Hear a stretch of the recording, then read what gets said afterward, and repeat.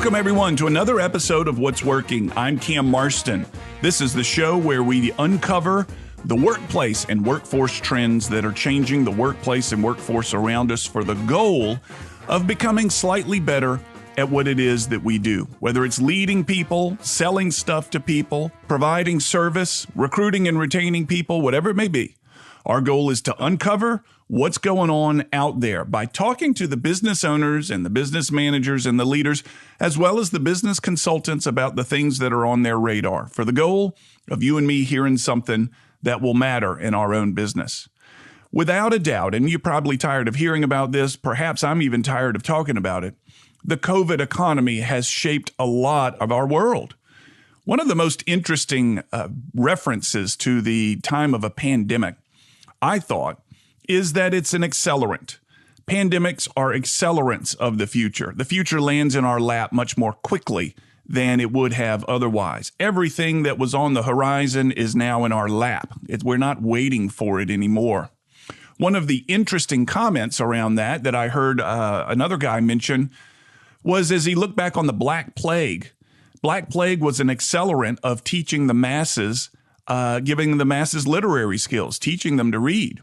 And it was slowly coming, but the Black Plague back in the Middle Ages and the early Renaissance actually accelerated the literacy rate of the societies at that time. How did they do it? Well, it was called ragcloth. As people passed away, their clothes, their possessions, their textile possessions were taken from them and used to make books. And suddenly there was an explosion of books due to this surplus of ragcloth that was gathered from the deceased bodies. And while that's grim, it's an interesting sign of an accelerant of the way things happen during times of pandemics. Well, let's take that conversation a completely different direction right now and talk about what might be accelerating in our society today and strangely, how it relates to our guests. Without a doubt, the time of COVID has left everybody with a little bit more time in their hands, particularly in the initial times of the pandemic and the lockdown. And as we're doing the show right now, there may be another on our horizon based on the number of cases that are spiking. What I did during the time of the initial not lockdown is grabbed my ukulele, which has been sitting forlorn and lonely for a long, long time. And with time on my hands, I picked it up, I found YouTube videos, and I began to play with it again. There is a guitar under my bed that has been there in its case unopened for, and I'm guessing here, 8 to 10 years. 8 to 10 years. In fact, I think it's under my bed. And I'm never willing to get rid of it because one of these days, I might be ready to learn how to play that guitar again. And when I daydream, I'm always daydreaming about playing the guitar, about doing some sort of musical entertainment. My suspicion is the COVID times, the times of the lockdown, has gotten a lot of people interested in music in ways that they had always said, when I find time, much like me and that ukulele. When I find time, I'll begin to do it. And I want to talk about how changes in the music business. And I'm not talking about bands and performers here. I've got a weak spot for those folks, and we may get into some of that. But how the music business has changed during the time of COVID. Have we seen a spike in music lessons? Have we seen a spike in people looking for instruments to buy? Have we seen a spike? Is there any inventory? I'm familiar with a brand of guitars called Martin. How easy is it to get a Martin guitar these days? Are they all over the place, or are they hard to find due to what the COVID economy has done? And there is no better person to discuss this with than Andy MacDonald. Andy is the owner of Pickers Paradise in Baldwin County. He's also a musician in a band called Fat Man Squeeze. He leads that band. And we're going to talk to him today about what the COVID economy has done to his business, what he sees coming out of it. Has the COVID time, has this pandemic been an accelerant of talented musicians? Will we, a year, 2, 3 from now, see some talented musicians come out of this time because they always said they were going to learn music? Now they've done it, and suddenly they're on the scene. I'm looking forward to that. Artists and musicians are some of my favorite people in the world, as well as business owners. And Andy wears those hats, all of them at the same time. When we come back from break, we'll have Andy MacDonald, owner of Pickers Paradise, Baldwin County, on What's Working.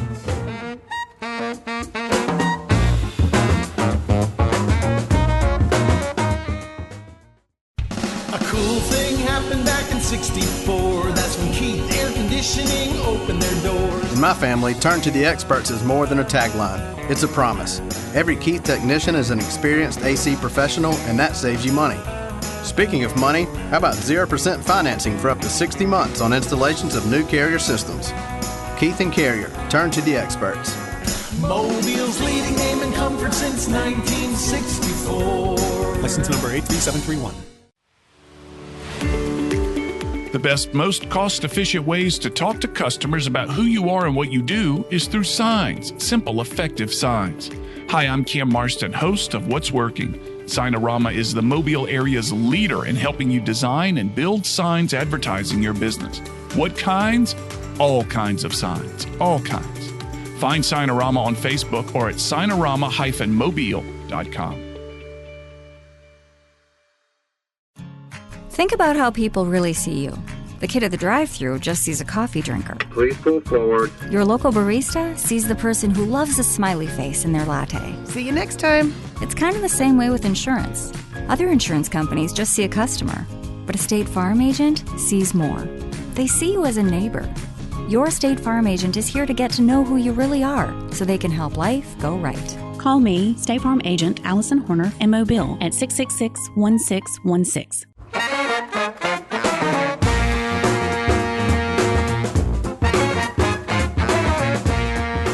You're listening to What's Working. I'm Cam Marston. I'm in the studio with Andy MacDonald. Andy is the owner of Picker's Paradise in Baldwin County. However, he wears many hats, the father of 3, husband of 1, cuisine editor of the Lanyap newspaper, and band leader of Fat Man Squeeze. Andy, there's more in this bio that we'll get to as we get through the interview.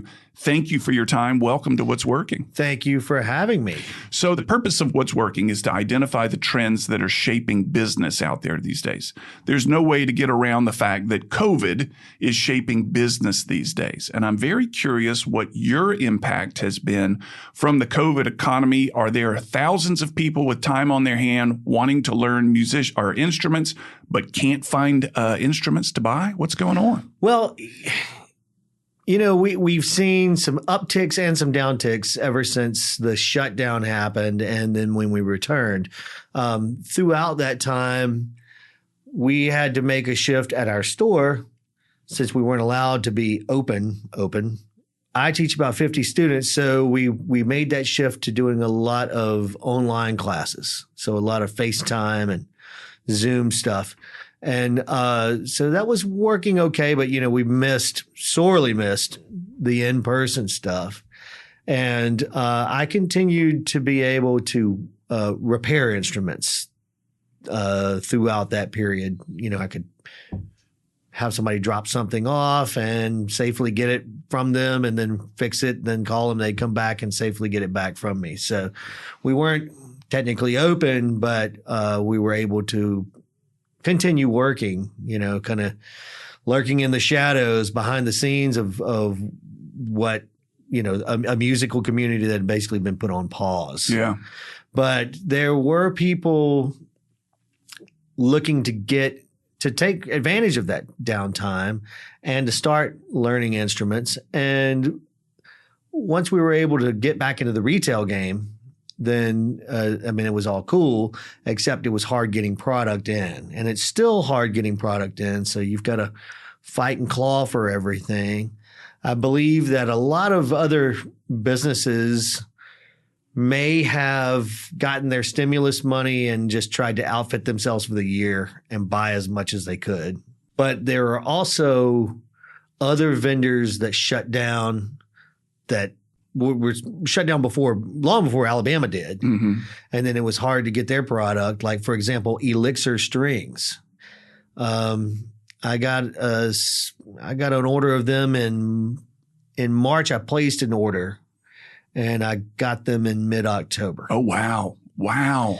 During banjos, I bought the last 2 banjos I could get my hands on, which I ordered in March. I got in August, and I won't get another until early January. Now, I'm assuming you're struggling to get this because the manufacturing facilities for the strings, for the banjos, everything else is also shut down. Or is it because the demand has just skyrocketed and they're selling out everywhere?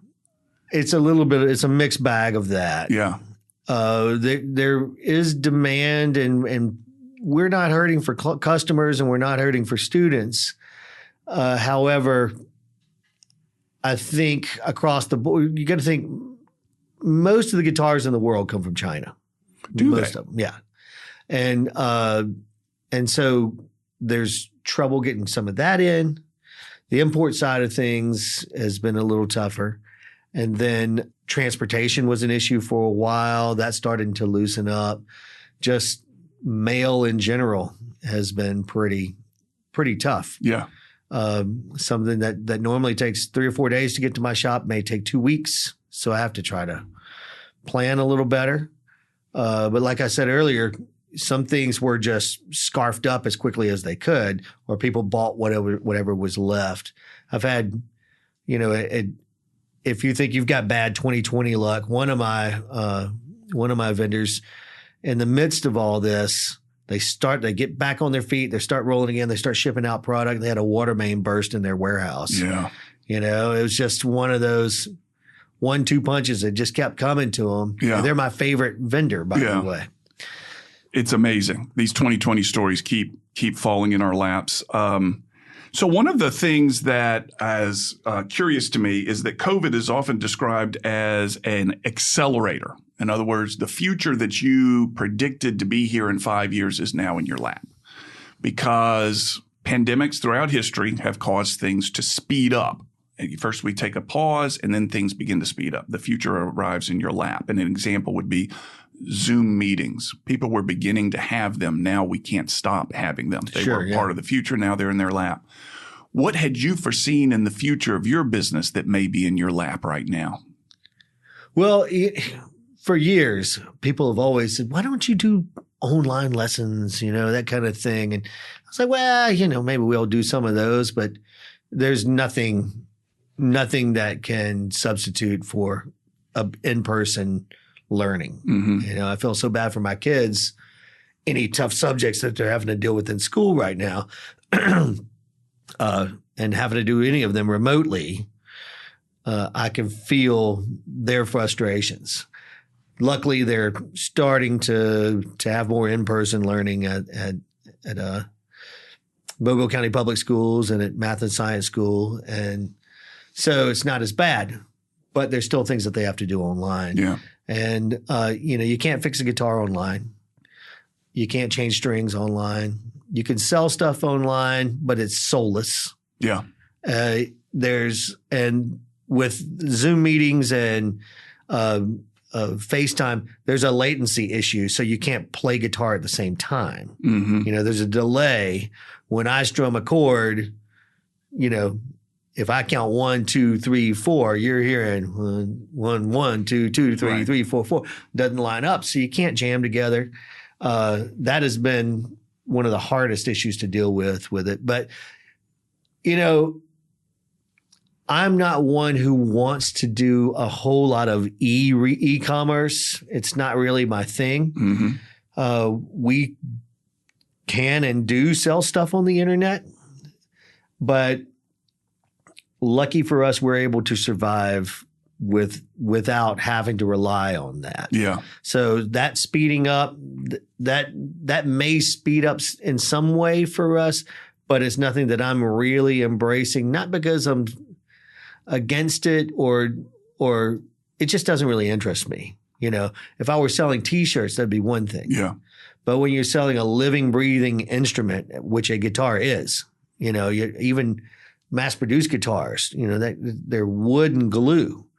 There's a lot of organicness to it, and you get 5 of them in a row, and all 5 of them sound differently. Mm-hmm. One of them is better to you, and one of them is better to someone else. Right. But one has to really reach out and touch you. So I'm not somebody who buys stuff off of the internet anyways. So there's no doubt somebody listening saying, hey, I learned Stairway to Heaven through a YouTube video. Why would anyone pay for lessons if it's all for free? Because the YouTube video cannot tell you what you're doing wrong. Uh-huh. So, yeah, you can. I learned Stairway to Heaven by reading a book. Yeah. And I actually learned it by reading standard notation before I had tablature for Stairway to Heaven, I was reading it in a piano book and learned how to play it. Then when I finally got the tablature a year or two later, when I'm 15, 16 years old, I started realizing, man, you are a bonehead. You played that like there's no way anyone would play it the way that I was playing it. So in the robotic world, that's the part that you can't replace for us is as teachers or as salesmen, even when you've got something that's not, just a hunk of metal that's been strewn together. As salesmen, we have to be that way too. You really need us to deal with you in person. You really need us to help you find the instrument that you are looking for rather than just buying one after the other, unsatisfied over the internet. And buy it, return it, buy it, return it, buy it, return it. That gets old. Yeah. And if you've got, why do that when you have someone right there say, look, man, I know what you're going through. Here's the direction I would push you towards. So you're almost describing the instruments that you sell and tune and teach people, and you said it a moment ago, as an organic thing, a living, breathing thing. Absolutely. Versus an item, a bottle of wine, a T-shirt, what you said, a pair of sunglasses, anything. That this instrument is personal. It has character. It has personality to it. And it's your relatability to the customer to pair them with that instrument. Is that right? That's the goal. The goal is to find that one that really speaks to that person. And so, how many guitars have I owned over the years? I don't know. Countless. Yeah. If you include the stuff from the shop, then it's, I guess, maybe in the thousands. I don't know. But personally, I probably always kept around 8 or 10 guitars around the house. Now, I've got 2 that I'd rather die than you take those 2 guitars from me. And when you get one like that and it matches up with you and your soul, I know it sounds hokey, but when your soul is a part of that instrument, you don't want to get rid of it, ever. And so you've got some that come and go. And in other words, you've got girlfriends and you've got a couple of wives. You know what I mean? Yeah. you got them that you just have them and whatever. You don't worry about them. They can be replaced, and then you've got the ones that stick. Yeah. And you hope nothing ever happens to that. Any, fire, flood, or famine. Yeah. And so I'm not that guy that sits around the house and I'm trying to procure as many instruments as I can before I die. I'm glad I'm not, but I'm glad that there are people like that in this world. Sure. Because it makes my job a little easier. Yeah. Do you find that most guitar players or any instrument players that really develop a passion for it become a collector of these items? Yes. There's a lot of collectability in the guitar world for many reasons. Number one, because of the joy that they bring you. But number two, there are those who see them as 401k guitars. Really? Oh, and you can play it. I mean, they outperform the S&P 500 by a long shot. I have to admit that this is not a direction I predicted this conversation going, and we need to take a break, and we're going to pick it up as soon as we come back. You're listening to What's Working. With me is Andy MacDonald. He's the owner of Pickers Paradise, Baldwin County, talking about the music business. We'll be right back.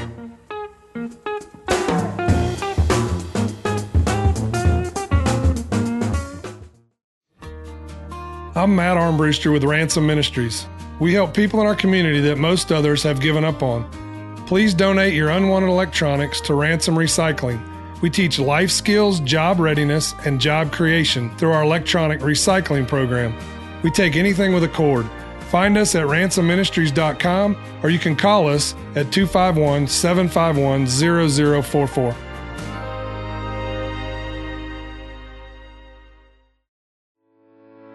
Human Resource Departments spend countless hours on insurance billing mistakes, Obamacare rules, and compliance. Employee benefits serve the purpose of recruiting, retaining, and rewarding employees. We can handle all of your benefit needs with cost-effective products, employee enrollments, and handle your HR issues. Benefit admin doesn't have to be complicated. My name is Michael Cowart Jr. of the Cowart Group, and we specialize in helping businesses with their employee benefit packages. Visit CowartAssociates.com. Life insurance is one of those subjects that make people want to change the subject rather than admit they probably don't have enough. I'm State Farm agent Allison Horner, and that's why I focus on how the benefits of life insurance actually live on by asking people to think in terms of life without having to sell the house insurance, or life without having to give up college insurance. Find out how the benefits of life insurance can live on for your family. Call me, State Farm agent Allison Horner, and get to a better state with State Farm.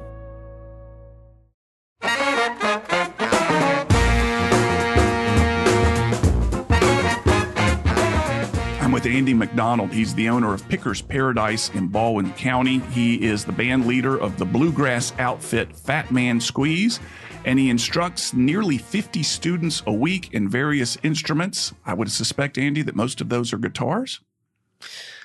I probably do maybe 40, 50% guitar teaching. Really? I would have suspected it would have been 80 or 90. But just prior to the break, you were talking about people who buy guitars as investments, as a retirement tool. That's got to be a risky business. It's got to be a risky thing to do, yeah? It's safe as long as you can protect the instrument. Mm-hmm. You know? Give me an example of somebody and the value of these things and the appreciation. Give me a sense of what that looks like. Well, let's say that, if 15 years ago I would have bought a brand new Martin D15 for $549 or whatever it was, and I just stuck it under my bed. Maybe I can sell it for $1,000 now. No big deal, right? But when you get into, if you trace the value of like a 57 Stratocaster or a 59 Les Paul and you watch that chart, there are rises and falls, but they're never drastic. Matter of fact, the only drastic thing you'll ever see would be a rise in value because, they're not making 59 Les Pauls anymore. Right. So, for example, when we had a flood in Nashville a few years ago, a bunch of people lost a lot of gear. So all of the pre-war Martin D28s that are accounted for, maybe some of those get lost, in that flood. Mm-hmm. Well, there's fewer of them. They rise in price along with inflation. So it's like any other collectible thing, really. Yeah. And the reason why they are so collectible is they sound better and better and better and better over the years. All you got to do is take care of them. But now you're in the range of maybe $20,000 to $100,000 for certain things. I was in Nashville a couple of weeks ago, saw a mandolin for $150,000 sitting next to another Lloyd Loar mandolin for $175,000. And you bought them both? Yeah, I bought them. Put them both on layaway. They're waiting on me to return.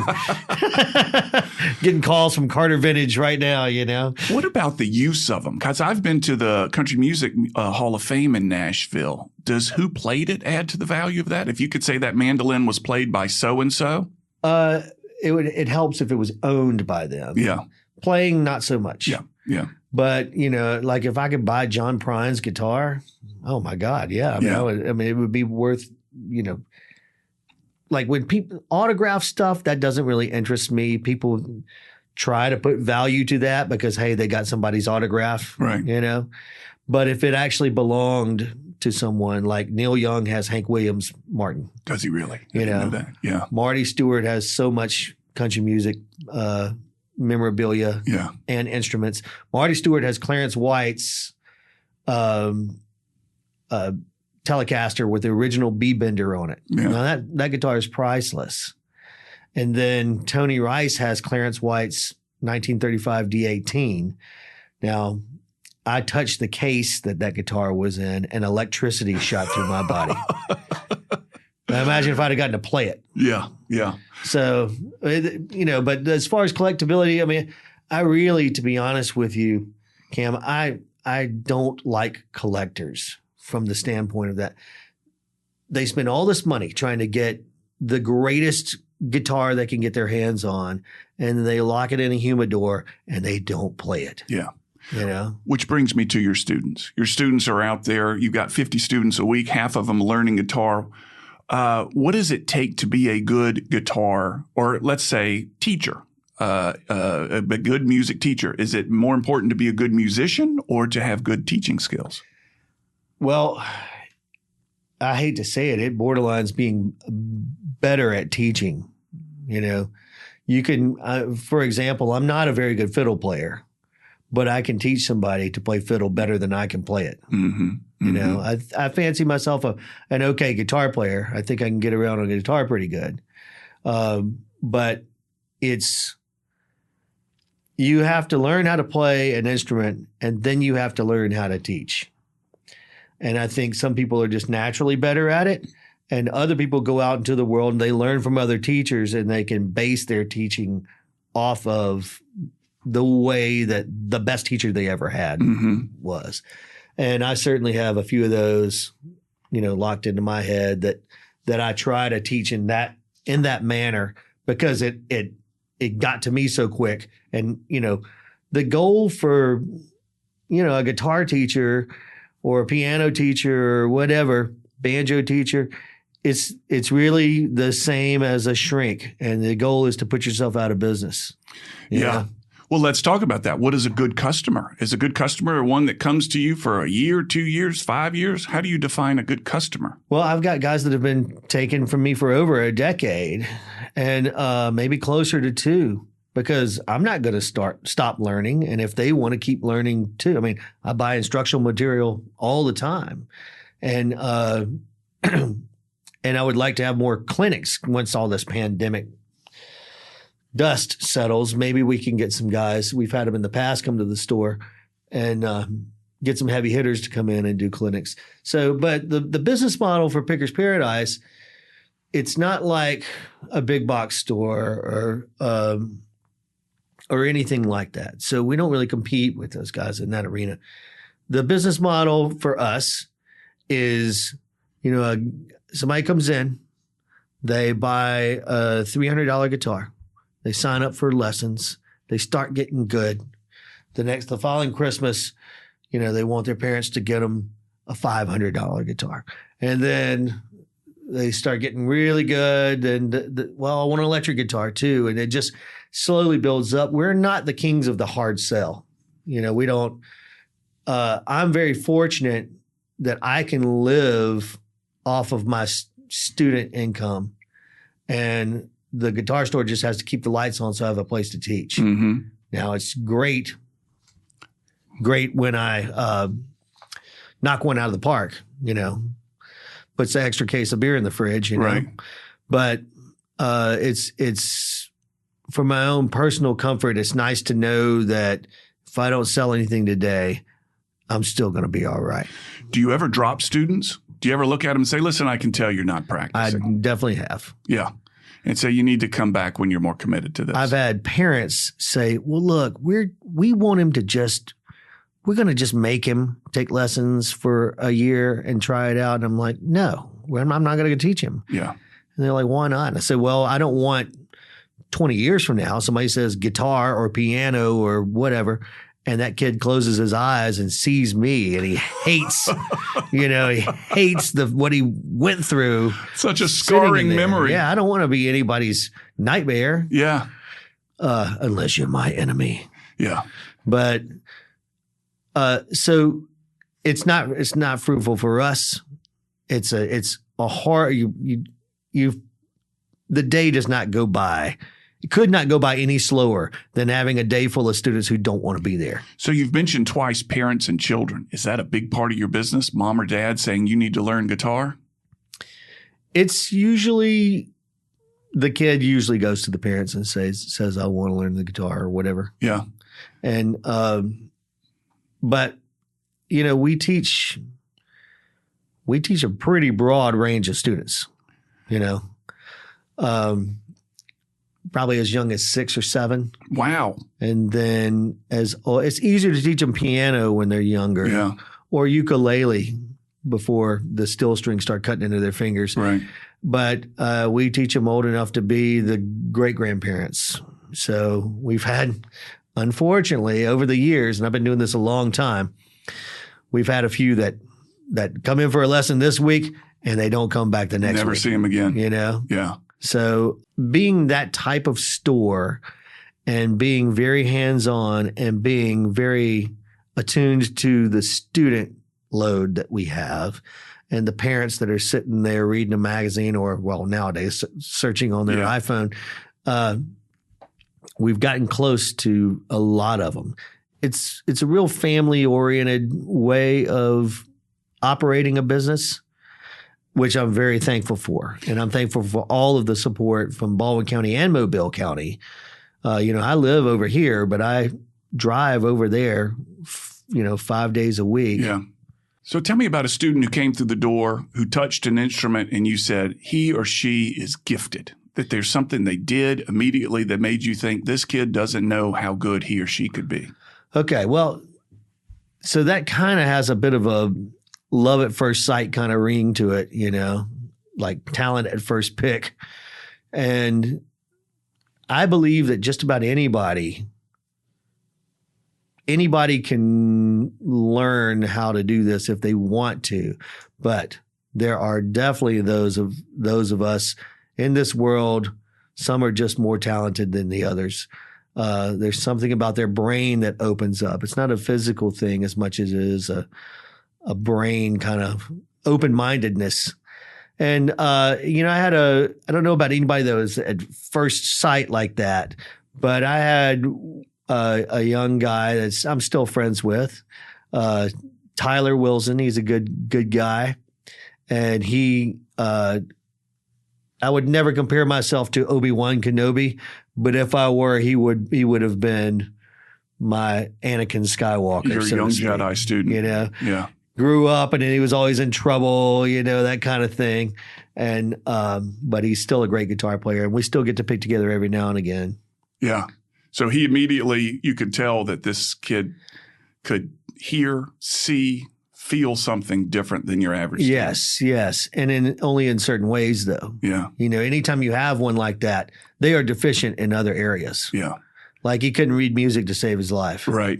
But he had a natural ear and he had the speed and he had the open-mindedness to understand the theory behind it all. Yeah. There's the note reading, there's the ear training, there's the theory.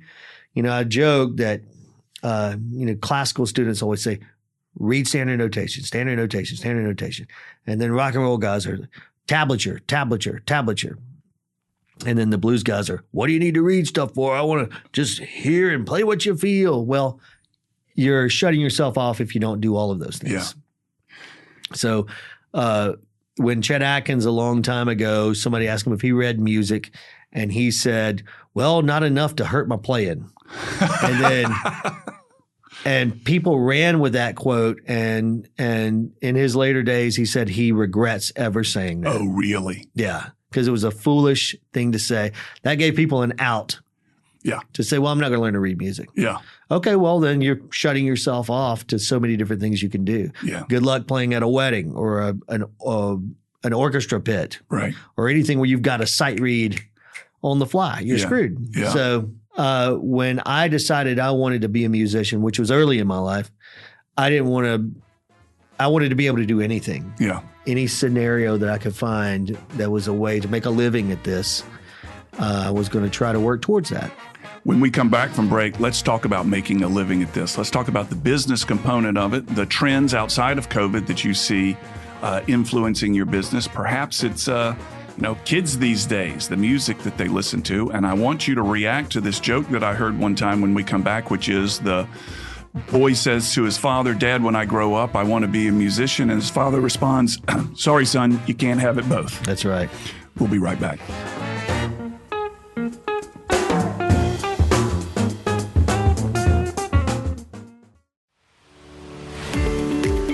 This is Cam Marston, host of What's Working. Jim Mitchell and his team at Signorama have provided all types of signage for nearly every event I've been a part of for years. I know his team's creativity, their multitude of products, and how easy they are to work with. His no mistake Signorama is South Alabama's marketplace leader. Find Signorama on Facebook. Call 634-0100 or visit next to Mullinex Ford on Airport Boulevard. Think about your home. What do you see? Do Do you just see two stories or the stories of your toddler's first steps? Now think about your car. Do you see an odometer reading or your kids reading in the back seat? Other insurance companies just see a house. They just see a car. But a State Farm agent sees what your home and your car really mean to you. So why not give them the protection they deserve? You can reach me, State Farm agent Allison Horner, at AllisonHorner.com. Do you have a plan to protect your income if you can't work? We'd all like to believe that we'll never be disabled, but the reality is it could happen to you. And if it does, will your income be protected, your family be cared for? Richard Otts has served the Gulf Coast since 1997. If you'd like more information about disability insurance, contact Richard 251-342-8917. That's 251-342-8917.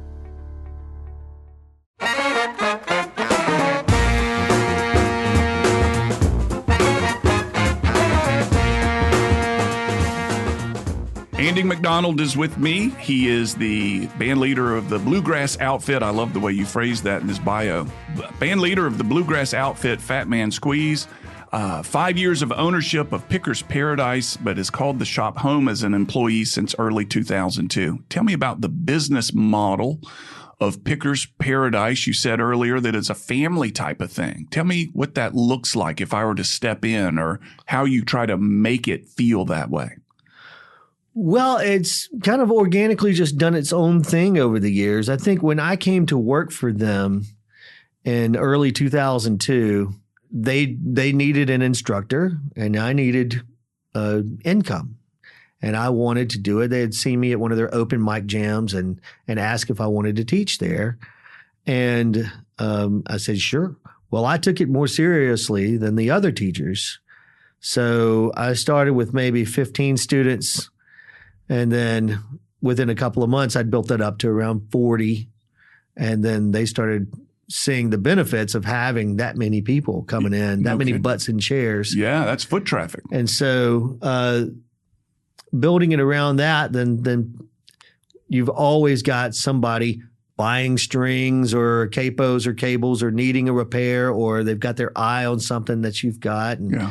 And the parents sitting there, you know, they can see when that kid lights up because something new came in, and they tick that off their list for things they're going to put on layaway for Christmas. Right. So that's what I mean by family oriented. We have a pretty loyal clientele, which I'm very thankful for, even through the transition of Jim and Lyle, the former owners, having it. Then it was ran by Tommy Allen and then me. But it's been different, different attitudes and different ways that it was run. But we've had people that have stuck with us through all of those years. And now it's just the best. What I was thinking about the other day was Jim and Lyle, the original owners, and all that they did, and the way they built this shop up. And I'm trying to carry on their vision, but at the same time put my own stamp on it. And then now I've realized I've been there longer than anybody, longer than them. Longer than even the original owner. Yeah. Because, I came in and they were grooming me to take over when they retired. Yeah. And they didn't make it. So you're trying to preserve that? I mean, the business changes, the population changes, your customer changes, and you're still trying to hold on to that original iteration. Is that right? Or well, I'm trying to hold on to the family aspect of it. And certainly the instruments that we have in there are it's a different attitude towards the way the instruments are. Yeah. I learned a lot of, but on the same hand, I learned a lot of repair work from Mr. Jim. So I still have a lot of his tools. So I've got that tie to the past and the stuff that's going on in the future. The way that I do things, even repair-wise, I've got his knowledge, but what I've learned from other people to top that off. So as this goes about and we see markets change, certainly they never did anything on the internet. Nothing. Sure. And now you can't not at least do Facebook and Instagram. You know? Yeah. You got to have something like that. And although, as I said, I don't sell a lot online because I'm not trying to compete to make, 50 cents off of a capo or something like that. Right. I mean, that doesn't interest me at all. I'd rather just wait and you come to me. But we'll sell some higher end and vintage gear and stuff like that online every now and again. So with the market changing, and it was trending more towards that, it was really headed towards a lot of e-commerce, and people were trying to put all their eggs in that basket, and they were losing sight of the personality of it. You know, you can have a Martin dealer that doesn't even own a store, that just has a closet. They get in the guitar. They don't even take a picture of it. They don't even open the box. They use a stock photo. They put it out on the internet, and then it just ships. Well, my mother could do that, Right. And she doesn't touch a guitar. I've been playing guitar for a long time, and I love the guitars. So like we mentioned, finding out that personality, there's sometimes when somebody walks in the store and you're thinking, I hope they don't buy this one, because this one does not need to go to them. Oh, really? I've got somebody else in mind. That guitar is perfect for this jackleg. Does not need to go home with this guitar. Yeah. That's tough. It's hard. Yeah. It's hard because you're gambling that your person you've got it in mind for, you're gambling that guy's even going to want it. Yeah. Yeah. You remind me of an interview we had with an antique store over in New Orleans where they buy stuff and they bring it in and they say, we know the customer that needs to own this, and we need to make sure they're aware of it before someone else comes and gets it before them. My sister has a good bit of that too. They not only want the sale, they want the sale to the right person because it kind of fulfills them that way. Correct. And that's what comes back to you, not clicking a mouse. Yeah. Yeah. That's where tapping your finger on a phone screen. I mean, if you want to buy 600 feet of guitar cables, I'd be glad to sell it to you, but just order it online. Right. It'll come right to your house. They have no personality. Right. So were you born to be a musician? Were you born to be a business owner or music teacher? When you're absolutely in the zone, doing what you know you are put on this earth to do, what are you doing? When I was 3 when Elvis died. And I remember he was all over the TV, and I became obsessed with Elvis Presley. From 3 years old? Yeah. And so when we would have company come over, I would stand on the couch and I would sing Elvis songs and ridiculous stuff like that. I had these silk pajamas and I cut all the buttons off except for the bottom one so it would flare open like Elvis's jumpsuit, This is fantastic. Don't tell anybody this. Yeah. And so I was always into it. I wanted to be a musician. More specifically, I think I wanted to be a rock and roll guy. A performer. Yeah. I hear performer, not as much musician, but performer. Into performing. And I started taking piano. My sister and I started taking piano lessons when I was in the 2nd grade. She was in the 1st grade. I did it for 2 years. I did okay, but my heart wasn't in it. And my sister kept on. And then I got a guitar. A bunch of my friends got guitars. Christopher Watkins, who I hope he's listening because he lives in town just a mile and a half from here. I remember he got a guitar, and our buddy Reese Lau, they got guitars one year. And I thought that was the coolest thing in the world. And my dad kind of played a little bit guitar, a little bit of bass, but nothing big. And so I had my heart set on getting a guitar. And I got the worst guitar I think I could possibly find right now for Christmas that year.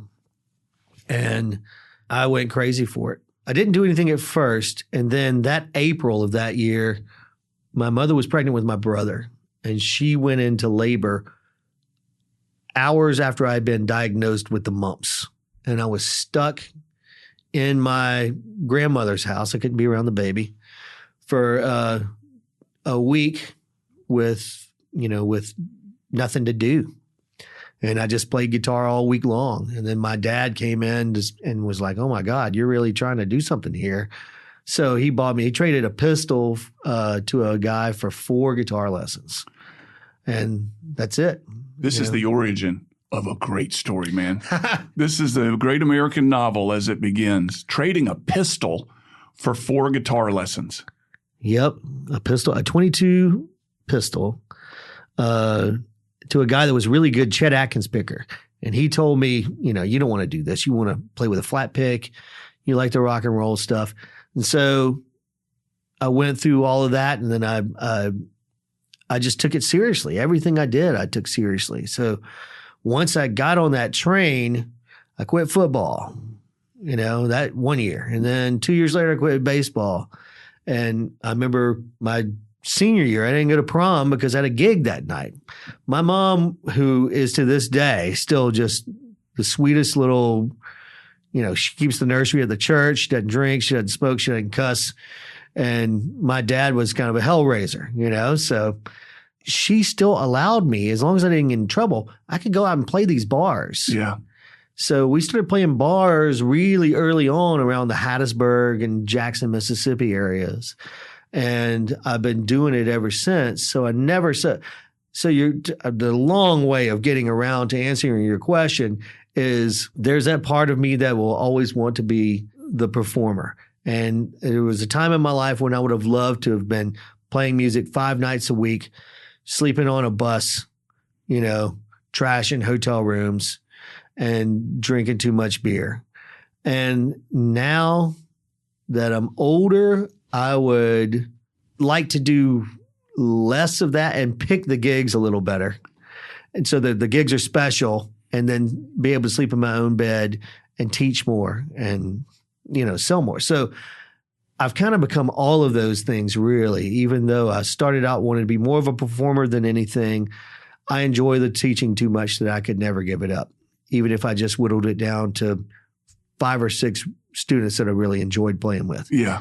And then, but I got to tell you, the retail side of things, it's really fun. Really? So there aren't many people that say that? I don't dread it at all. I hate it when the things are slow, but I think if you're selling things that you love, it's another story. If I was selling tires, hard to get your heart. Yeah. Yeah, I wouldn't be able to do it. So my experience in guitar stores or any sort of music stores is minimal. So here's minimal experience talking here. But they remind me a lot of gun stores, and that people want to come in and fondle these things and talk about them in great detail about them. And there's always somebody leaning on the counter at a gun store talking about the guns. Guitar stores, there always seems to be people, or music stores, lean in there that have no intention of buying. They just kind of want to come talk about that type of thing. Do you welcome that person, or do you say, listen, you need to move along. You need to go on? Oh, man, I can tell you, we have tons of that. Yeah. And it can be pretty aggravating at times when you're like, man, this guy comes in on his lunch hour 4 days a week. He never buys anything. Where does he buy his stuff from? Right. He's probably just getting strings online or whatever, and comes over and checks to see if we've got anything new that he can play that he's not going to buy. But I'm perfectly fine with it. It can get aggravating, but at the same time, if you wanted to turn this interview into a 4-hour interview, I've got the ammo to talk about all of that. I can talk about guitars all day long. Well, we've talked about guitars a lot, but it's not just guitars that you sell. I mean, you banjos, mandolins. Sure, yeah. Ukuleles. Any string instrument, that's kind of our thing. Yeah. We don't deal a lot in the PA world, but Picker's Paradise it's actually the store that I want to be, and it's the store that I seek out when I'm on vacation. Mm-hmm. So if I'm in Portland, Oregon, and I go to a guitar store and I talk to everybody in it, or Albuquerque, and then I say, where's the bluegrass, quote unquote, store around here? And they point me in that direction. And then you go there, and then you find out, okay, well, where's the bluegrass jam? And then you meet up with people, and you can play at the jam, and you can pick out the best bass player, the best mandolin player, the best banjo player, the best fiddle player, and get them together. And then you could go and play a 4-hour gig the next night without ever rehearsing. You all speak a similar language. Yes. Yeah. Jazz is like that too. Yeah. Jazz and bluegrass are more similar than you think. So at Pickers, we have a lot of like vintage amplifiers and like a bunch of old Fender tube amps and things like that. Yeah. That's what we're marketing towards, rather than just trying to convince you that this newfangled model is what you need. You know, we're about trying to find the real stuff, the stuff that we want. Pickers Paradise is located where in Baldwin County? Stapleton. If you're on the Causeway, which turns into 31, you stick on that. It runs into Highway 59, just 6 miles north of the interstate. So we are right there on the right. So the kid that says to his dad, "When I grow up, I want to be a musician," and the father replies, "I'm sorry, son, you can't have both." What do you say to that? You cannot. You cannot. You cannot. Yeah. So, folks, if you got, and I assume, are you taking used instruments? Oh yeah, of course. Yeah, we do consignment. We buy stuff. You know, it's just, but you know, we're never going to grow up. So we will make impulsive buys just like you will when you come in there. Andy MacDonald is the owner of Pickers Paradise. You heard where it's located. Andy, I appreciate your time. Thanks very much. Thank you. We'll be back for final comments.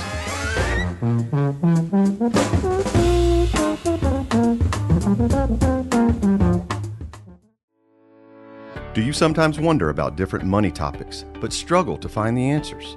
The Every Dollar Counts podcast with Gulf Coast experts Josh Knoll and Jay Stubbs is made for those folks serious about their financial plan and looking for answers.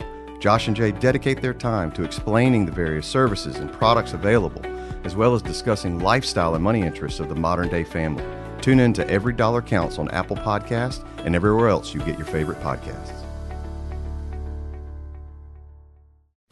A cool thing happened back in '64. That's when Keith Air Conditioning opened their doors. And ever since then they've earned your family's trust, fixing your AC when it bites the dust. So call Keith Air Conditioning, they're number one. Keith Air Conditioning, they get it done.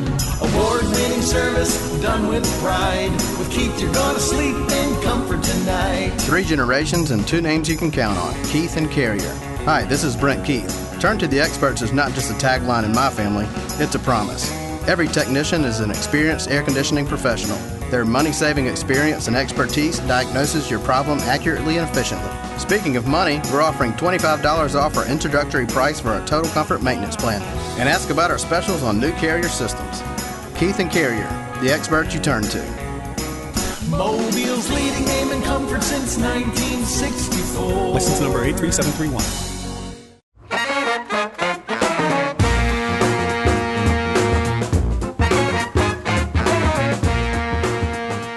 That about wraps it up for us this evening, folks. I want to thank Andy MacDonald for his time on the show. Pickers Paradise, Stockton, Alabama. If you have a latent dream of being a guitar savage, you might want to get started with a trip to Pickers Paradise. Special thanks to John Thompson. He's the show's producer. John takes out the ams, the ums, and the you-knows. He's with Eyon Digital, EYEON Digital, and is a great asset to the show. Folks, you got show ideas, you got thoughts? Give us an email, cam@whatsworkingcam.com. Cam@whatsworkingcam.com. Have a great week.